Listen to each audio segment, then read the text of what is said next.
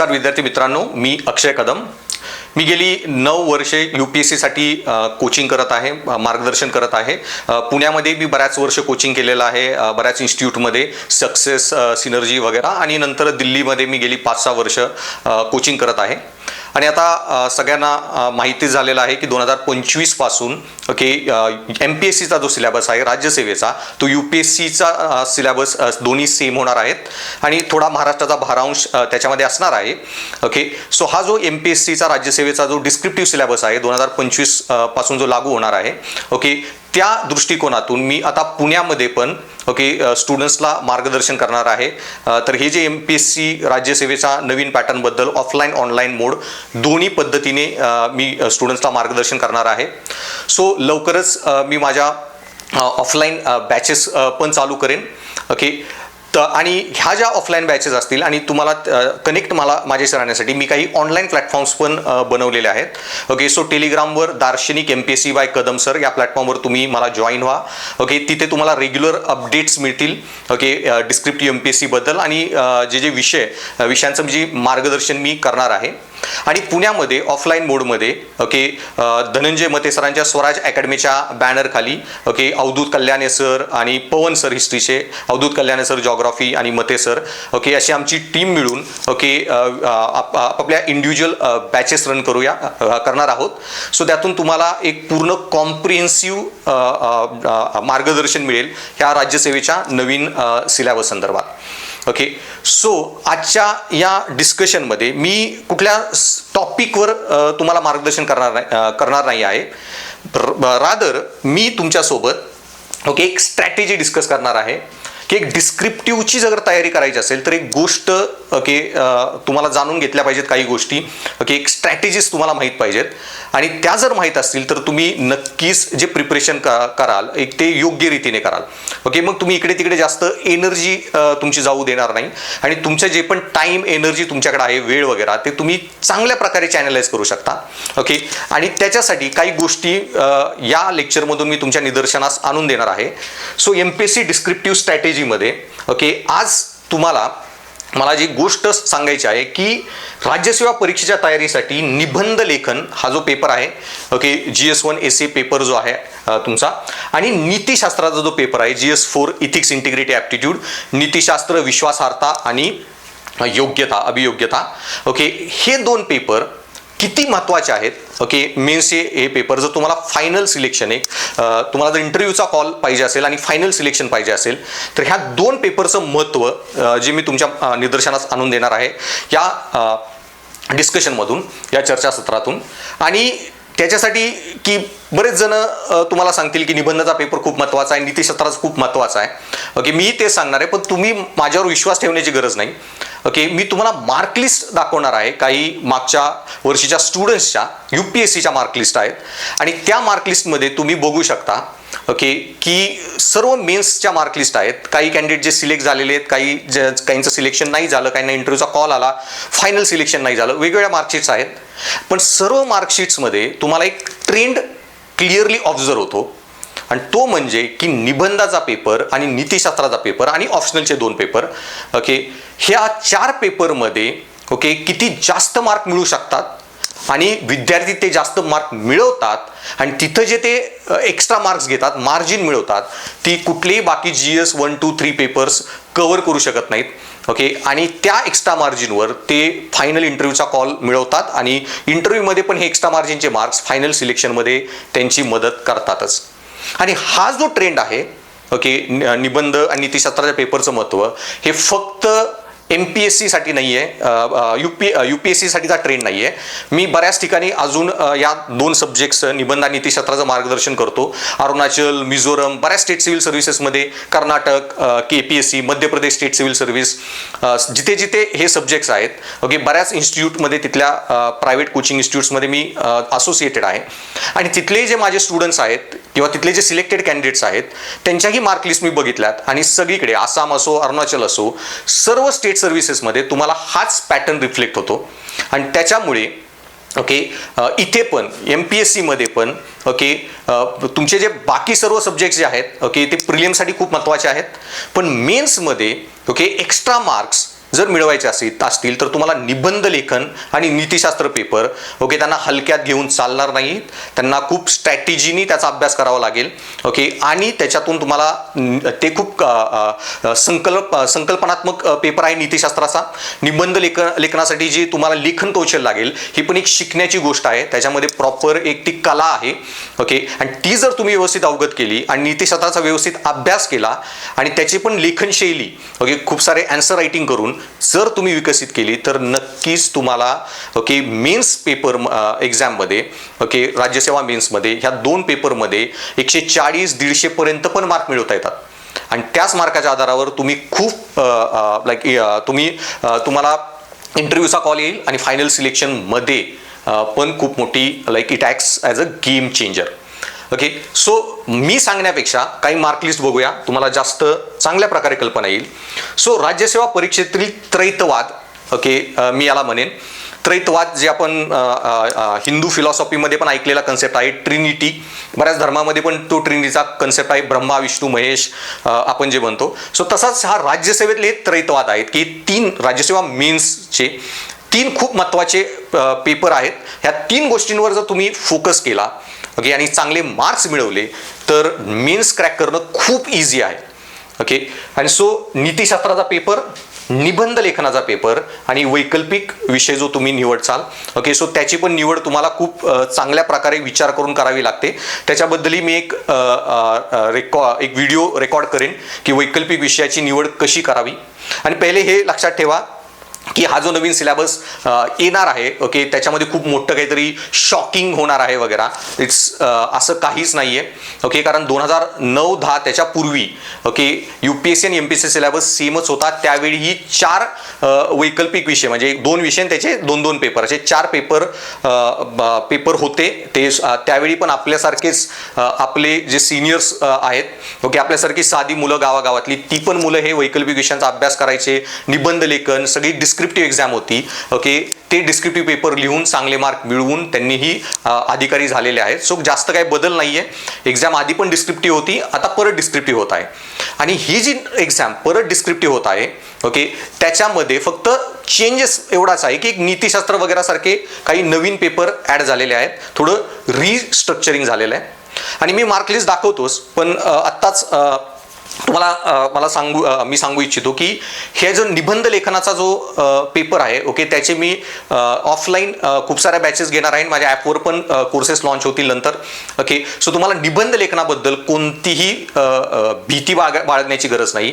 निबंध कसा लिहावा आणि निबंधामध्ये काय लिहिलं पाहिजे ह्या दोन्ही गोष्टींचं एकदम सखोल चर्चा आणि परिपूर्ण मार्गदर्शन मी तुमच्यासोबत करेन ओके. आणि मी जे क्लासमध्ये शिकवेन आणि ज्या नोट्स देईन ते सोडून तुम्हाला काहीही बघावं लागणार नाही. आणि त्याच प्रकारे नीतिशास्त्राचा पेपर ओके. ह्या नीतिशास्त्राच्या पेपरबद्दल मी ऑलरेडी इंग्लिशमध्ये माझी 2 पुस्तकं पब्लिश केलीत. मी त्या पुस्तकाचं कन्व्हर्जन मराठीमध्ये चालू आहे. मी लवकरच मराठीमध्ये पण नीतिशास्त्राचं ते पुस्तक आणेन ओके. आणि माझ्या ऑफलाईन क्लासेसमध्ये मी जे शिकवेन नीतिशास्त्राचा पेपर सर्व संकल्पना ओके आणि त्यांचं ॲप्लिकेशन केस स्टडी वगैरेमध्ये खूप ओके डिटेलमध्ये आपण त्याच्यावर चर्चा करू. आणि मी जे क्लासमध्ये नीतिशास्त्राचा पेपरबद्दल चर्चा करेन शिकवेन तिथे जे तुमचे आन्सर रायटिंग करून घेईन. आणि त्याचबरोबर माझ्या ज्या नोट्स असतील हे सोडून तुम्हाला काहीही बघावं लागणार नाही. सो हे 2 पेपर खूप चांगल्या प्रकारे. आणि त्याचबरोबर गाईज ओके मी अजून 2 विषयांबद्दल मार्गदर्शन करणार आहे. एक टोटल मेंटॉरशिप ओके राज्यसेवेसाठी की तुमचे जे लेखन कौशल्य कसं विकसित करायचं ओके मेन्सचा कशा स्ट्रॅटेजीने अभ्यास करावा वगैरे त्याच्याबद्दल एक कॉम्प्रिहेन्सिव्ह असा एक मेंटॉरशिप प्रोग्राम ओके राज्यसेवेसाठी मी लॉन्च करणार आहे. आणि करंट अफेअर हा खूप इम्पॉर्टंट पार्ट आहे ओके. मराठीतून करंट अफेअर जो प्रीमध्ये तर खूप इम्पॉर्टंट आहेच पण मेन्समध्ये पण बरेच जे तुमचे पेपर आहे GS 1, 2, 3 ओके त्या पेपरचा खूप सारा भाग ओके GS 1, 2, 3चा ओके हा भरे मेन्समध्ये असेल पण तो खूप करंट अफेअरशी रिलेटेड आहे. त्याच्यावर स्टॅटिक क्वेश्चन खूप कमी येतात. लाईक इंटरनल सिक्युरिटीचा जो भाग आहे, फॉरेन रिलेशन असेल, सायन्स अँड टेकचा पार्ट आहे, डेव्हलपमेंट इश्यूज जे आहेत ओके असे जे काही टॉपिक्स आहेत GS 1, 2, 3चे ओके UPSCच्या ट्रेंडमध्ये त्याच्यावर काही स्टॅटिक प्रश्न खूप कमी येतात ओके. मॅक्झिमम प्रश्न हे करंट अफेअरच्या दृष्टिकोनातून येतात. सो तुमचं करंट अफेअर खूप स्ट्रॉंग असेल तर प्री मेन्समध्ये खूप मार्क मिळू शकतात, GS 1 to 3 मेन्समध्ये पण. आणि निबंध नीतिशास्त्रावर व्यवस्थित फोकस केलं, ती लेखन कौशल्य चांगल्या प्रकारे विकसित केलं, तर हे 2 पेपरमध्ये पण खूप चांगले मार्क येतात आणि तुम्ही मेन्सची एक्झाम ओके खूप कॉन्फिडन्सने देऊन पुढे इंटरव्ह्यू स्टेजमध्ये जाऊ शकता. सो मग निबंध आणि नीतिशास्त्राचा पेपर ओके हा किती महत्त्वाचा आहे त्याच्यासाठी मला काही तुम्हाला ओके मार्कशीट्स दाखवायच्यात. तर पहिलं तर गाईज की निबंधाचा पेपर आहे, लहानपणी पण निबंध लिहिलेत, 9वी 10वीमध्ये पण निबंध लिहिलेत, तर निबंधाचं काय असतं तिथे टॉपिक घेऊन मी लिहून टाकेन अशा मेंटॅलिटीने निबंधाचा प्रिपरेशन करू नका. बरेच लोक सांगतील नीतिशास्त्र म्हणजे काय ओके असंच आहे, मी काही वाचेन आणि थोडंफार वाचून गेलं तरी प्रत्येकाला लिहिता येतो, तसं नाही आहे ओके. ते तुम्हाला आता मार्कशीटमधून कळेलच. आणि फक्त ते दाखवण्यासाठी एक मार्कलिस्ट आहे UPSCची. एसएमध्ये 250 पैकी मार्क्स किती आहेत बघा, फक्त 10 मार्क आहेत निबंधाच्या पेपरमध्ये. आता हा मुलांनी जर UPSCची प्रिलियम क्रॅक केली आहे तर मग त्याच्याकडे नॉलेज तर आहेच, प्रिलियम क्रॅक करणं एवढी इझी गोष्ट नाही आहे. सीसॅटचा पेपर क्रॅक केलेला आहे म्हणजे तो टॅलेंटेड आहेच तो विद्यार्थी. पण तरी पण एसएमध्ये एवढे कमी मार्क. आणि तुम्ही लँग्वेज पेपर बघा, हिंदी आणि इंग्लिश, हिंदीमध्ये 161 मार्क आहेत त्याला ओके, आणि इंग्लिशमध्ये पण 127. म्हणजे असं नाही की त्याची लेखन कौशल्य पण एवढं लाईक खूप खराब असू शकतं वगैरे, नाहीतर मग इंग्लिश आणि हिंदीमध्ये एवढे मार्क आलेच नसते. सो त्याच्यामुळे निबंध लेखनाच्या पेपरमध्ये ओके 2 गोष्टी खूप महत्त्वाच्या आहेत. लेखन कौशल्य ओके की तुम्ही जे पण लिहिताय, प्रेझेंटेशन, मग लँग्वेज, प्रेझेंटेशन, हे सर्व गोष्टी व्यवस्थित तुम्हाला म्हणजे लिहिता आल्या पाहिजेत, प्रेझेंटेशन. आणि त्याच्याबरोबर काय लिहिताय, कंटेंट, हे पण खूप महत्त्वाचं आहे. सो निबंध कसा लिहावा आणि निबंधामध्ये काय लिहायचं, ह्या दोन्ही गोष्टीची सांगड व्यवस्थित घालता आली पाहिजे, तर चांगले मार्क मिळतातच. आणि जर तिथे गडबड असेल तर ओके असेही मार्क UPSC देते. सो त्याच्यामुळे निबंध नीतिशास्त्राच्या पेपरला ओके काहीतरी लाईटली घेऊ नका ओके, आणि सिरियसली घेचाल तर मग त्याचा फायदा कसा होतो तर ह्या मार्कलिस्टमधून तुम्हाला आता कळेलच. सो आता एक लक्षात ठेवा की इथे नॉट रिकमेंडेड लिहिलेलं आहे, म्हणजे याला इंटरव्ह्यूचा कॉल आला, मेन्स क्रॅक झाली पण फायनल सिलेक्शन नाही झालं. इथे जर रिकमेंडेड वर्ड असेल म्हणजे फायनल सिलेक्शन झालं, पोस्ट मिळाली ओके, आणि CSM नॉट क्वालिफाईड असं लिहिलं असेल तर मेन्सची एक्झाम पास नाही झाली ओके. इंटरव्ह्यूचा कॉल नाही आला, इंटरव्ह्यूचा कॉलच आला नाही, मेन्स एक्झाम पास नाही झाली. सो एवढं लक्षात ठेवा, CSM not qualified okay. CSM qualified म्हणजे not recommended means CSM qualified पण इंटरव्ह्यूमधून फायनल सिलेक्शन नाही झालं. रिकमेंडेड असेल तर फायनल सिलेक्शन. मी सर्व मार्कशीट दाखवल्यात ओके, ज्यांना कॉल नाही आला, ज्यांना कॉल आला, ज्यांचं फायनल सिलेक्शन झालं. आणि ट्रेंड बघा, essay paper 125 mark, GS 1 to 3 84, 90, 83. Ethics बघा 124 मार्क, ऑप्शनलमध्ये 129, 129, 129, 129, आणि इंटरव्ह्यूमध्ये 160 पर्सनॅलिटी टेस्ट. सो पर्सनॅलिटी टेस्टमध्ये 150च्या खाली तर वाईट मार्क समजले जातात, 140च्या खाली अजून वाईट, 150 ते 170 ॲव्हरेज मार्क, 170च्या वर म्हणजे तुम्ही खूप आवडला इंटरव्ह्यू पॅनलला, तुम्ही जो इंटरव्ह्यू दिला तो ओके. आणि 180च्या वर असतील तर एक्सेप्शनल मार्क, 200च्या वर खूप रेअर स्टुडंट्सला असतात अमेझिंग मार्क्स ओके, की त्यांना असं वाटलं की हा विद्यार्थी खूपच तयारीचा आहे आणि हा प्रशासनात असलाच पाहिजे. आणि जर त्याला चुकून एखाद्या मेन्सच्या पेपरमध्ये कमी मार्क असेल तर आपण थोडे एक्स्ट्रा देऊ त्याला 10-20 मार्क ओके, तर समजायचं की त्याच्या अशाच कंडिशनमध्ये 200पेक्षा जास्त मार्क मिळतात. हां, काही विद्यार्थ्यांना 140च्या खाली मार्क दिले असतात इंटरव्ह्यूमध्ये, तर समजायचं की त्यांनी काहीतरी एवढं भयानक उत्तर दिलं, होपलेस उत्तर दिलं, त्यांना वाटलं की हा विद्यार्थी म्हणजे आपल्या देशाच्या प्रशासनालाच धोका आहे किंवा देशालाच धोका आहे, हा झालाच नाही पाहिजे सिलेक्ट. काहीतरी असं खूप मोठं ब्लंडर, काहीतरी हे तुमचे रूढिवाद, परंपरा वगैरे याच्याबद्दलचे काही नॅरो थॉट्स असतील ओके, ते बाहेर आले आणि त्याच्यामुळे पण प्रॉब्लेम, ते इंटेन्शनली कमी मार्क देऊ शकतात ओके. पण 160 एक चांगले मार्क पकडले जातात ओके. सो तुम्ही ट्रेंड बघा की GS 1 to 3 मध्ये 84, 90, 83 ओके, म्हणजे तिन्हीचे ॲडिशन केले तरी 300च्या खालीच आहे ओके. पण निबंध आणि इथिक्सचा जो पेपर आहे 125, 124, आणि तसंच ऑप्शनलमध्ये पण ओके 130, 140, म्हणजे दोन्ही पेपर ऑप्शनलचे ओके, पेपर 1, पेपर 2 मिळून तुम्हाला 250 ते 300च्या रेंजमध्ये जावंच लागतं ओके. आणि सो हा त्रैतवाद जे तुम्हाला सांगितलं का महत्त्वाचा आहे. अजून एक मार्कलिस्ट नॉट रिकमेंडेड ओके, इंटरव्ह्यूचा कॉल आला, सिलेक्शन नाही झालं, एसए पेपर 110 ओके. आता इथेच जर 140 असते ना तर सिलेक्शन झालं असतं इंटरव्ह्यूला. देन GS 1 2 3 बघा 90 84 80. इथिक्सचा पेपर बघा 149 मार्क. ओके, एवढे मिळू शकतात आणि बरेच मुलं मिळवतात आणि राज्यसेवेला पण मिळवतील, फक्त तयारी नीट झाली पाहिजे. आणि देन पॉल सायन्समध्ये 122 132 ठीक आहे, ॲव्हरेज आले. तर एक पॉल सायन्समध्ये थोडे जास्त पाहिजे होते. एसएमध्ये 30-40 एक्स्ट्रा असते तरी फायनल सिलेक्शन झालं असतं. आणि इंटरव्ह्यूमध्ये 151 ठीक आहे, कमी पण नाही जास्त पण नाही. सो इंटरव्ह्यूमध्ये 10-20 एक्स्ट्रा, एसएमध्ये 10-20 एक्स्ट्रा, तर मग गेम चेंज झाली असती. नॉट रिकमेंडेडच्या ऐवजी रिकमेंडेड लिहिलं गेलं असतं इथे. हा पण कॅन्डिडेट सिलेक्शन नाही झालं, पण इंटरव्ह्यूचा कॉल आलेला आहे, नॉट रिकमेंडेड. एसए 127, GS 1 2 3 बघा 82 82 82. इथिक्स पेपर 127 परत. ओके, मल्याळम लिटरेचर आहे 134 121, म्हणजे 250-300च्या जवळपास. देन पर्सनॅलिटी टेस्टमध्ये 149 मार्क. आणि अशा बऱ्याच मार्क लिस्ट आहेत. ओके, आता हे सिलेक्टेड कॅन्डिडेट आहे, रिकमेंडेड. एसए पेपर 135, GS 1 2 3 मध्ये 89 87. ओके, इथिक्स पेपरमध्ये 129. अगेन क्लिअर ट्रेंड दिसतो. निबंध आणि नीतिशास्त्राचा पेपर किती महत्त्वाचा आहे. आणि देन हिस्ट्री ऑप्शनल 141 130. पर्सनॅलिटी टेस्टमध्ये थोडे कमी आले 145, पण इथं जे चांगले मार्क मिळवले. ओके, एसएमध्ये हिस्ट्रीच्या पेपर 1 मध्ये ओके सिलेक्शन फायनली झालं, रिकमेंडेड. अजून एक रिकमेंडेड कॅन्डिडेट आहे बघा, essay paper 125 96 94 90. Ethics 124. Okay, geography 131 85 आणि इकडे 160 मार्क्स. देन हा एक कॅन्डिडेट बघा, एसए पेपर 129, GS 1 2 3 93 109 91. आता GS 2 मध्ये 109 मार्क आहेत, हे खूप चांगली गोष्ट आहे आणि असे मिळू शकतात. ओके, एखाद्या पेपरमध्ये. ओके, जर त्या एखाद्याचा ऑप्शनल आणि तो पेपर ओव्हरलॅपिंग होत असेल, चांगले मार्क येत असतील, ओके म्हणजे चांगला अंडरस्टँडिंग झाला असेल तर मिळू शकतात. पण ऑन ॲन ॲव्हरेज मुलं 100च्या आसपासच राहतात. पण इथिक्स पेपरमध्ये बघा 135, एवढे चांगले येऊ शकत नाहीत GS 1 2 3 ला. आणि जॉग्राफीमध्ये 132 123. इंटरव्ह्यूमध्ये 162 मार्क्स. देन अजून एक रिकमेंडेड कॅन्डिडेट आहे, टॉपर आहे, कारण 994 म्हणजे खूप हाय रँक असणारी UPSCमध्ये पहिल्या 100 मध्ये 50 मध्ये. एसए पेपर 133 आणि पहिल्या 50-100 मध्ये येणाऱ्यांचे पण GS 1 2 3 चे मार्क 97 86 75.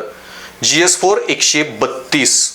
ओके, आणि मॅथमॅटिक्समध्ये बघा 133 आणि 138. सो मॅथमॅटिक्स पेपर असल्यामुळे खूप चांगले मार्क मिळवता आले. आणि इथिक्समध्ये आणि एसएमध्ये 132 133 आणि इंटरव्ह्यूमध्ये बघा 200 मार्क. मी जे सांगितलं ना, खूप एक्सेप्शनल मार्क मिळू शकतात 200 वगैरे, जर कॅन्डिडेटनी खूप चांगलं परफॉर्म केलं असेल इंटरव्ह्यूमध्ये. देन हा एक रिकमेंडेड कॅन्डिडेट आहे बघा, एसए 117, GS 1 2 3 88 87 69. इथिक्स 135. ओके, आणि परत ॲग्रिकल्चर ऑप्शनल 107 120 तिथं कमी आले. पर्सनॅलिटी टेस्टला चांगले आले 175 898, लोअर रँक असणार आहे, पण फायनल सिलेक्शन झालेलं आहे. देन 914 रँक थोडा कमीच असणार आहे, 1000च्या आसपास, म्हणजे खूप टॉप रँकर 100 मध्ये पकडायचे. 914 मार्क्स आहेत, लोअर रँक असेल. ओके, पण सिलेक्शन झालेलं आहे, रिकमेंडेड कॅन्डिडेट आहे. इथिक्समध्ये बघा परत एसएमध्ये 128, नीतिशास्त्राचा पेपर 127, GS 1 2 3 93 85 63. पॉल सायन्समध्ये बघा 120 आणि 116, इथे थोडे कमी झाले. तर मी सांगितलंय की ऑप्शनलमध्ये पण तुम्हाला दोन्ही पेपरमध्ये किमान 130 130 म्हणजे 250 260 ते 300 पर्यंत पोचावं लागतं.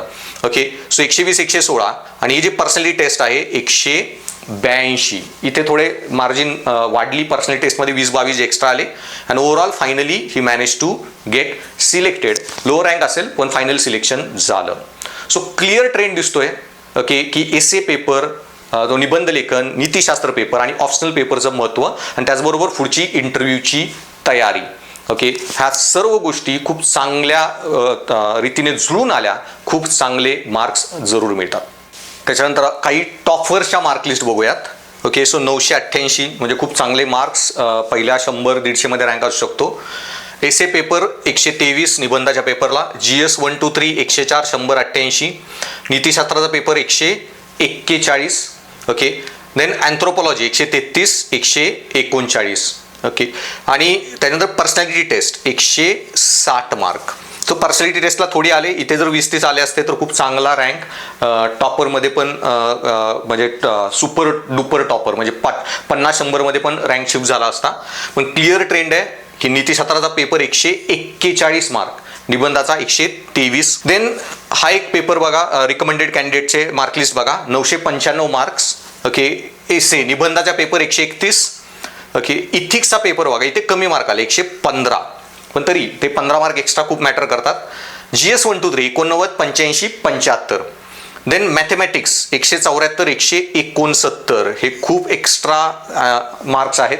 ओके, तर मॅथमॅटिक्स वगैरे ऑड ऑप्शनल असतील तर तसे मार्क येतात, पण ते मग IITची मुलं वगैरे तेच करू शकतात.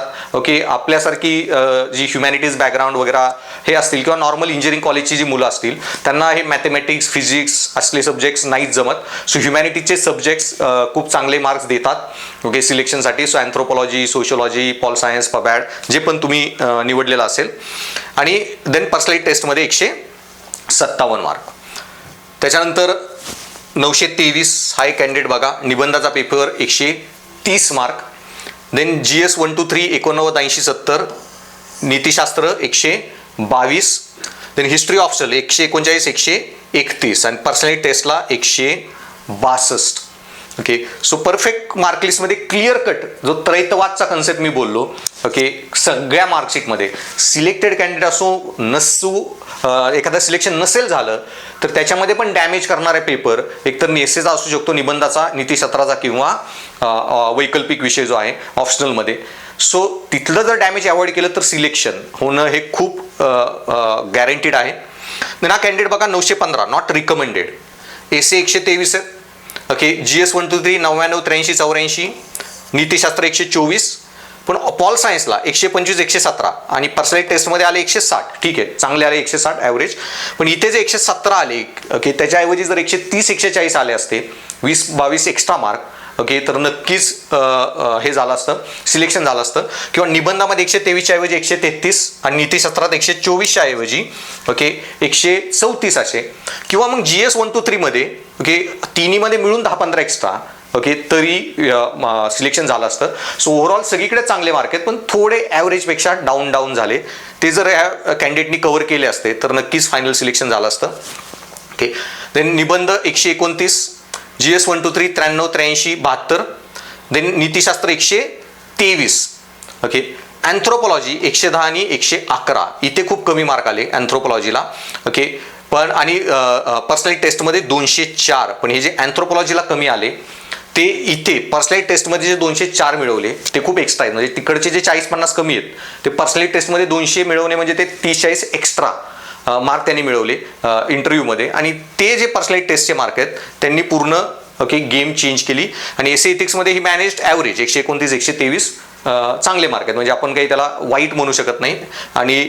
आणि इथे जो थोडाफार डॅमेज झालेला असा, मग तुम्ही एखाद्या पेपरमध्ये खूप एक्स्ट्रा मार्क मिळवले ना तर तुमचा दुसऱ्या एखाद्या पेपरचा डॅमेज पण कव्हर होऊन जातो.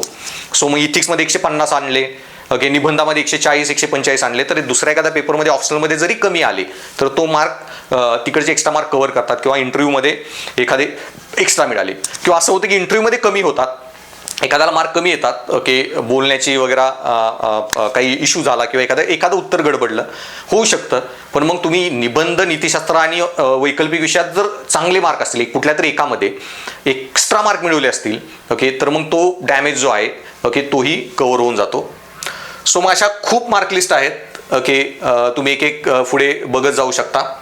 ओके, हे बघा की सुपर टॉपर 1014 म्हणजे टॉप 10 मध्ये रँक असणार आहे. इव्हन टॉप 10 रँकर्सची पण मार्क लिस्ट बघा की एसे पेपर 135, त्यांना पण GS 1 2 3 मध्ये 101, 90, 81. पण इथिक्स पेपर बघा 138. ओके, आणि ऑप्शनलमध्ये फिजिक्स आहे 138, 141 खूप चांगले मार्क मिळवले. आणि इंटरव्ह्यूला पण 190, एक आयडियल मार्कशीट आहे. ओके, आणि विथ 1014 खूप चांगले, खूप हाय मार्क. ओके, पहिल्या 50 मध्ये रँक असणारच आहे. आणि त्याच्यामुळे लक्षात ठेवा, निबंध आणि नीतिशास्त्राचा पेपर हलक्यात घेऊ नका. ओके, गेम चेंजर पेपर आहेत ते. आणि या 2 पेपरच्या भरोश्यावर, आणि तुम्ही जर प्रिलियम पास केली असेल ना GS तर आणि मग मेन्स लिहिताय तुम्ही, सो प्रिलियम तुम्ही पास केलेली असणार आहे. आणि मेन्स लिहिताय तर तुमचा जो प्रिलियमसाठी जो तुम्ही अभ्यास केलेला आहे, हिस्ट्री, जॉग्राफी वगैरे, इकॉनॉमिक्स वगैरे, हे मते सर, पवन सर, अवधूत सर खूप चांगलं प्रिपेअर करून घेतील, तोही सगळा पार्ट तुमचा. ओके, करंट अफेअर मी प्रिपेअर करून घेईन आणि मग त्याच्यावर तुम्ही GS 1 2 3 मध्ये चांगले मार्क मिळवू शकता आरामात, ॲव्हरेज मार्क्स. ओके, आणि ते मार्क्स आणि मग निबंध नीतिशास्त्रामधले एक्स्ट्रा मार्क्स, ओके, मेन्सची पूर्ण तयारी ओके तुमचे करून देतात. सो अशा खूप आता मार्क लिस्ट आहेत. ओके, मी ते स्क्रीन्स दाखवतो. आता 1094 हे म्हणजे topper, all India topper kind of mark list आहे 1094. ओके, एसे पेपरमध्ये बघा 137, GS 1 2 3 121, 30, 88. ओके, देन इथिक्स पेपरमध्ये कमी आले 112, पण ते डॅमेज त्यांनी पॉल सायन्समध्ये इतके एक्स्ट्रा मार्क मिळवले 147 आणि 166, खूप हाय स्कोर आहे आणि तो स्कोर इंटरव्ह्यूमध्ये पण मेंटेन केला 193. ओके, पण एवढे एक्स्ट्रा खूप रेअरली कुठल्या कॅन्डिडेटला मिळतात, त्याच्यामुळं असा कुठल्याही एका पेपरमध्ये डॅमेज होऊन द्यायचा नाही. ओके, पण ही कव्हर्ड इट व्हेरी वेल आणि 1094 ओके फायनल सिलेक्शन झालेलं आहे. सो हे अगेन टॉपर आहे, 1063 मार्क पहिल्या 10-50 रँकमध्ये असणार आहे. एसे बघा 131, GS 1 2 3 104, 131, 94, इथं पण GS 2 मध्ये 131 रेअरली मिळतात, टॉपर्सच असतात जे एवढे एखाद्या GS 1 2 3 मध्ये पण एक्स्ट्रा मिळवू शकतात. देन नीतिशास्त्रात 141, then computer and commerce and accountancy 125 आणि 150 म्हणजे 275 मार्क, काय आयडियल स्कोर राहिला. आणि इंटरव्ह्यूमध्ये 187, ते पण अबोव ॲव्हरेज. ओके, सो इंटरव्ह्यूमध्ये अबोव ॲव्हरेज 20 एक्स्ट्रा मार्क, ऑप्शनलमध्ये 15-20 एक्स्ट्रा मार्क, इथिक्समध्ये 141 परफेक्ट, एसेमध्ये 131 परफेक्ट आणि हे जे एक्स्ट्रा पेपर 2 मध्ये पण 131 आणले.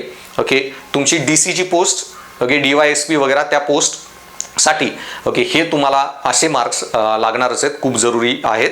आणि त्याच्यामुळे निबंध आणि नीतिशास्त्राचा पेपर हँडल करायचा व्यवस्थित, GS 1 2 3 मध्ये एखाद्यात थोडे एक्स्ट्रा मिळवायचे आणि ऑप्शनल व्यवस्थित सांभाळून घेऊन जायचा अबोव ॲव्हरेज. ओके, आणि इंटरव्ह्यू एक व्यवस्थित द्यायचा, डॅमेज नाही झाला पाहिजे. चांगले मिळाले तर चांगलीच गोष्ट आहे, पण एक ॲव्हरेज परफॉर्मन्स तर करताच आला पाहिजे, एवढी मॉक्स घेऊन जायच्या. आणि ह्या ज्या मॉक्स करताना मग तुम्हाला जे सायकॉलॉजिकल प्रिपरेशन लागणार आहे ना, सगळं मी करून घेईन. ओके, आणि माझा सायकॉलॉजी ऑप्शनली होता आणि आत्ताही जे राज्यसेवेची मुलं देतात, बरेच जण माझ्यावर 1-on-1 इंटरव्ह्यू डिस्कशनसाठी येतात. ओके, त्यांचा खूप सारा 1-on-1 इंटरव्ह्यू डिस्कशन घेऊन आय प्रिपेअर देम सायकॉलॉजिकली, की काही भीती बोलण्याची असते वगैरे, अशा सर्व गोष्टी ॲड्रेस करून देईन मी. सो त्याची तुम्ही काही काळजी करू नका. आपण बघा टॉपरमध्ये 1008 mark, essay 128, GS 1 2 3 107, 121, 98. Okay, then ऑप्शनलमध्ये नीतिशास्त्रामध्ये 129, देन फिलॉसॉफी 138 आणि 127 ऑप्शनलला, आणि निबंध इंटरव्ह्यूला 160. सो परफेक्ट मार्क लिस्ट आहे आणि इथे GS 2 मध्ये पण जे एक्स्ट्रा मार्क मिळवले, okay, final selection guaranteed. So ही एक लास्ट मार्क लिस्ट बघूया. निबंधामध्ये 122 मार्क, GS 1 2 3 99, 117, 92, इथिक्समध्ये नीतिशास्त्रात 124 आणि मॅथमॅटिक्सचा जो पेपर आहे 145 आणि 154, खूप चांगले मार्क आणि एवढे फक्त अशा ऑड ऑप्शनला येतात. ओके, आणि पर्सनली टेस्टमध्ये पण on an average 168. Okay, so perfect. Essay इथिक्समध्ये चांगले पण नाही आहेत जास्त, पण वाईट पण नाही आहेत, ॲव्हरेज मेंटेन केला आणि ऑप्शनलने तो भरून काढला आणि 1021 मार्क गॉट रिकमेंडेड. सो अशा बऱ्याच मार्क लिस्ट मी तुम्हाला दाखवू शकतो आणि त्याच्यामुळं ओके त्याच्यातून तुम्हाला हा राज्यसेवा परीक्षेसाठीचा जो त्रैत्वाद कन्सेप्ट मी सांगितला, त्रैत्वाद सांगितला, तो तुम्हाला चांगला समजून आला असेल. आणि त्याच्यातले जे 2 गोष्टी आहेत, निबंध आणि नीतिशास्त्र, तुम्ही त्याची कोणतीही काळजी करू नका. ओके, त्याचं पूर्ण नोट्स, त्याचं पूर्ण डिस्कशन, ओके, सर्व काही मी क्लासमध्ये तुम्हाला देईन. तुम्हाला काही माझ्या क्लास आणि नोट्स सोडून काहीही प्रिपेअर करावं लागणार नाही. ओके, आणि त्याची पूर्ण तयारी क्लासमध्ये होईल आणि त्याच्याबरोबर मग बाकीचे जे वैकल्पिक विषय जो तुम्हाला व्यवस्थितपणे एक शोधून एक वैकल्पिक विषय घेऊन त्याची पण पूर्ण तयारी करावी लागेल. सो आपलं हे डिस्कशन कंप्लीट करण्या अगोदर ह्या जो आत्ता पण आपण जी गोष्ट बघितली त्याला थोडी सायंटिफिकली मला प्रेझेंट करायची आहे तुमच्या पुढे. आणि या सायंटिफिक अँगलने प्रेझेंट करायला एक सायन्समध्ये एक प्रिन्सिपल आहे ज्याला आपण म्हणतो या इकॉनॉमिक्समध्ये पॅरिटो प्रिन्सिपल. आणि हा पॅरिटो प्रिन्सिपल और पॅरिटो तत्व जे आहे त्याचं म्हणणं काय की तत्व सूचित करते की अंदाजे 80% परिणाम 20% प्रयत्नातून येतात. ओके, की एखादी तुम्ही मोठी ऑर्गनायझेशन जर हँडल करताल, एखादी कोचिंग इन्स्टिट्यूट पण असेल ना, 10 शिक्षक तिथं शिकवत असतील ना, तर 10 मधले 2-3 शिक्षकच खूप चांगले असतात, ज्यांच्या नावावरती पूर्ण कोचिंग इन्स्टिट्यूट चालत असते. बाकी सगळे 7-8 जे शिक्षक असतात ते असेच जोडले गेले असतात की ते पण सब्जेक्ट शिकवायला कोणतरी पाहिजे. पण ब्रँड नेम जे असतं ना, ते 2-3 टीचर्सचं असतं आणि त्याच्यावर पूर्ण ती इन्स्टिट्यूट चालते. ओके, सो हे 20% लोकांच्या ह्याच्यावरच पूर्ण प्रोडक्टिव्हिटी या प्रॉफिट या जे पण ऑर्गनायझेशन आहे ती चालत राहते. हा इकॉनॉमिक्सचा एक बेसिक कन्सेप्ट आहे.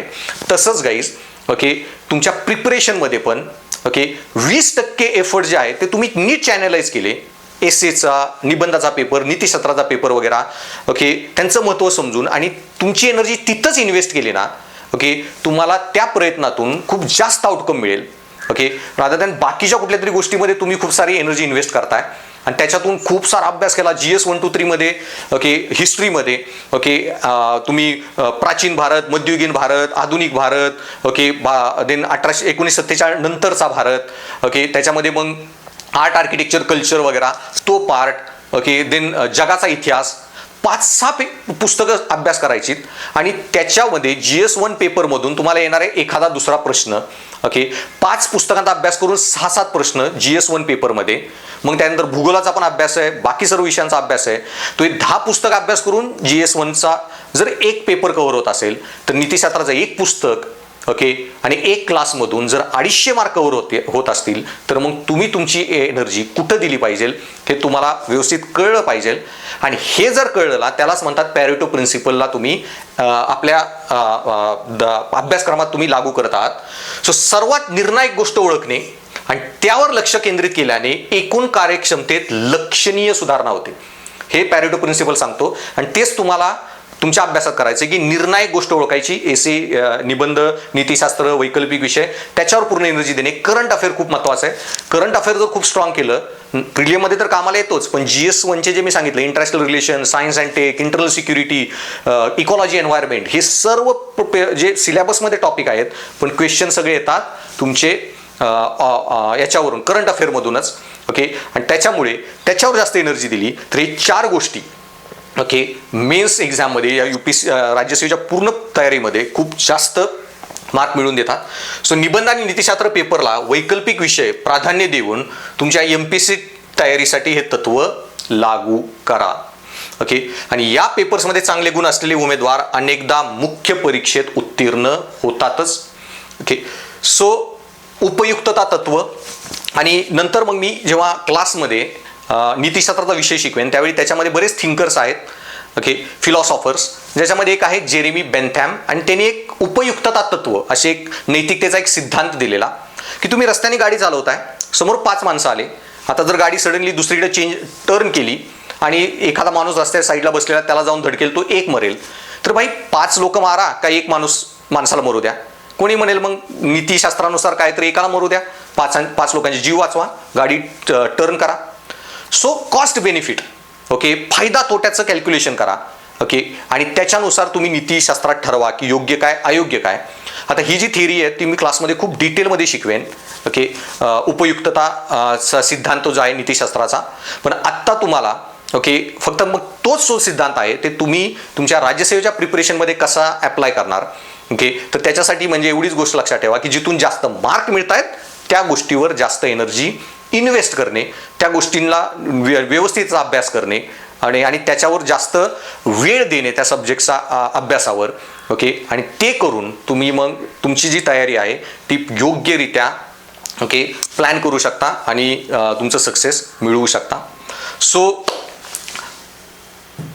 ही जी एक बेसिक स्ट्रॅटेजी होती ती जी तुमच्यासोबत डिस्कस करायची होती, दॅट्स ऑल. तुम्हाला काही प्रश्न असतील तर तुम्ही इथे टेलिग्रामवर, यूट्यूबवर माझ्या लिंकमध्ये लिहा आणि किंवा तुम्ही मला डायरेक्टली कॉन्टॅक्ट करू शकता माझ्या मोबाईल नंबरवर आणि तुमचे काही क्वेश्चन असतील ते मी सॉल्व करेन. आणि दार्शनिक IAS by Kadam sir. So एक जी महत्त्वाची स्ट्रॅटेजी मला तुमच्याशी डिस्कस करायची होती ती मी केलेली आहे. सो तुम्हाला हा राज्यसेवेचा त्वरितवाद काय आहे ते चांगल्या प्रकारे आता कळालं असेल आणि मग त्या प्रकारेच तुम्ही तुमची प्रिपरेशन, तुमचे स्ट्रॅटेजी सर्व काही प्लॅन करा. तुम्हाला या व्हिडिओ संदर्भातही काही प्रश्न असतील तर तुम्ही यूट्यूबमध्ये खाली डिस्क्रिप्शन बॉक्समध्ये लिहू शकता किंवा माझ्या या मोबाईल नंबरवर तुम्ही कॉन्टॅक्ट करू शकता. आणि तुम्ही माझ्या YouTube channel Darshanik MPSC by Kadam sir याला सबस्क्राईब करा, तुमच्या मित्रांसोबतही शेअर करा. ओके. आणि Darshanik MPSC by Kadam sir Telegram channel आहे माझा, तिथेही तुम्ही जॉईन व्हा. तिथे तुम्हाला रेग्युलर अपडेट मिळत राहतील आणि कधी मी पुण्यामध्ये ऑफलाईन बॅच चालू करणार आहे, कधी सेमिनार घेणार आहे, सर्व टिप्स आणि बाकी माझ्या ज्या नोट्स वगैरे ज्या पण मी रेग्युलरली शेअर करत जाईन त्या तिथे तुम्हाला मिळत जातील. आणि माझा ॲप गुगल प्ले ॲप स्टोअरवरून दार्शनिक IAS ॲप, आत्ता अजून तिथे कोर्सेस अवेलेबल नाही आहेत, पण पुढे लवकरच तिथे MPSCचाही मराठीतून निबंधलेखन, नीतिशास्त्राचे कोर्सेस अवेलेबल होतील. सो तिथेही तुम्ही रजिस्टर करू शकता. सो धन्यवाद.